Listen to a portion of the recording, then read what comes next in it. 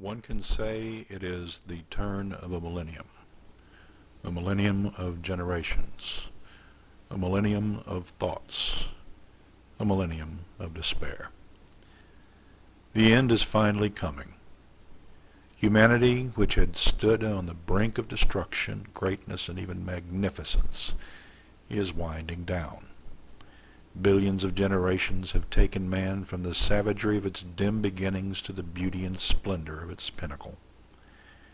Man has reached out across its own planetary system, mined the asteroids, colonized the terrestrials, reached in the hearts of the giants and extracted their essences for fuel. Humans have walked the molten surface of Mercury and the frozen wastes of Pluto, lived out lives on Io and Charon, sang songs on Mars and Ganymede.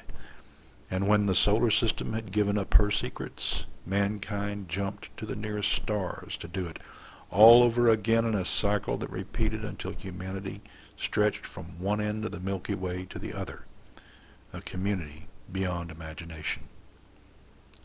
In the same manner as the mathematical progression that doubles the number 1 through 30 iterations to end in the millions, mankind's numbers progressed exponentially into the trillions of trillions. Every conceivable genetic pattern at one time existed somewhere in the galaxy, still human, but sometimes only in name. Humans had wings, multifaceted eyes, shared traits with their animal and insect cousins, but behind all those differences in appearance lie the intelligence that differentiated mankind from the rest of the creatures in the galaxy.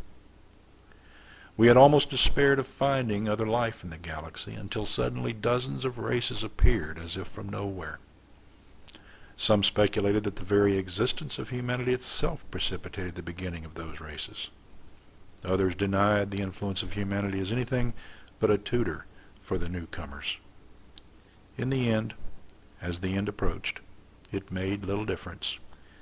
We became revered by the child races as the fathers, held in superstition and esteem. As time went on, the old disputes over the child race's origins were forgotten, and we accepted our role as the parent. At some point in that progression, our own iterations began to repeat. Even infinity, it seems, has a limit when faced with itself. Billions of solar years passed, and we struggled to reach beyond the Milky Way, sending out expeditions to Andromeda and all the other galaxies. Perhaps, after humanity has long been forgotten in the memories of the other races of the Milky Way as anything other than a legend, one of those exploratory ships, built the size of planetary systems themselves, will once again carry our children into the misty heights of greatness within the confines of a galaxy millions of light years away. For those of us who stayed behind, there is little left undone, except for the tending of the child races, and even that is soon to be unnecessary. It is the end of a millennium. Our charges are children no more. They have reached out into their own systems and stretched themselves into their neighbor stars. Our role as parents is nearing an end. If you should return, brothers, from your far wanderings, and find these child races indulging themselves in the foolishness we indulged ourselves in during our own youth, remember not to judge too harshly. In spite of our mistakes, in spite of our ignorance, in spite of our internal hatred of ourselves, we eventually reached out to touch the edges of the universe. We felt the life force of suns, and nurtured the beginning of our successors in time. We took our place in the skein of destiny, and executed our duties with dignity.